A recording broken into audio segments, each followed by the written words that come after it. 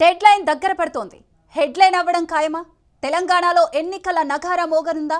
ఆయారాం గాయారాంలతో హస్తం చిక్కుల్లో పడిందా? అందుకే అనర్హత వేటు వేయాలని గులాబీ దళం పట్టుబడుతోందా?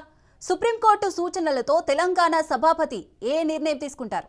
అసలు బీఆర్ఎస్ లీడర్ల ధీమాకు కారణాలేంటి? ఆ 10 మంది ఎమ్మెల్యేల ఫ్యూచర్ ఏంటి? ఇలా అనేక సందేహాలు అందరి మదిలో మదిలుతున్నాయి.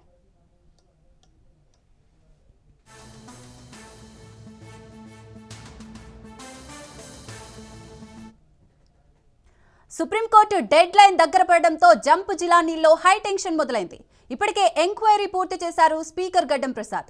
పార్టీ ఫిరాయింపు ఆరోపణలు ఎదుర్కొంటున్న 10 మంది బీఆర్ఎస్ ఎమ్మెల్యేలపై దాఖలైన అనర్హత పిటిషన్లను విచారించారు. తొలుత 5 అనర్హత పిటిషన్లపై స్పీకర్ గడ్డం ప్రసాద్ కుమార్ తీర్పు వెలువరించనున్నారు. తొలి దశలో 5 ఎమ్మెల్యేల పిటిషన్లపై తీర్పు ఇవ్వనున్నట్లు స్పీకర్ కార్యాలయం తెలిపింది.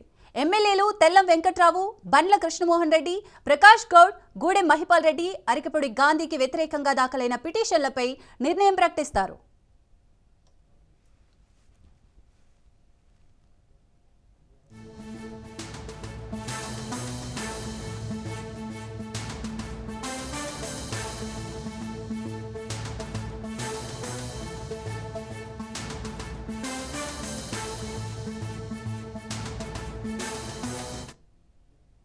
ప్రజా తీర్పుడు కాదని తెలంగాణ అసెంబ్లీ ఎన్నికల తర్వాత బీఆర్ఎస్ నుంచి గెలిచిన 10 మంది ఎమ్మెల్యేలు కాంగ్రెస్ కండువా కప్పుకున్నారు. పార్టీ మారిన వారిలో Khairatabad MLA Danam Nagender, station Ghanpur MLA Kadiyam Srihari, Bhadrachalam MLA Tellam Venkatrao, Banswada MLA Pocharam Srinivasa Reddy, Gadwal MLA Krishnamohan Reddy, Chevella MLA Kale Yadaiah, Rajendranagar MLA Prakash Goud, Serilingampally MLA Arikepudi Gandhi, Patancheru MLA Gudem Mahipal Reddy, Jagtial MLA Sanjay కుమార్లు ఉన్నారు.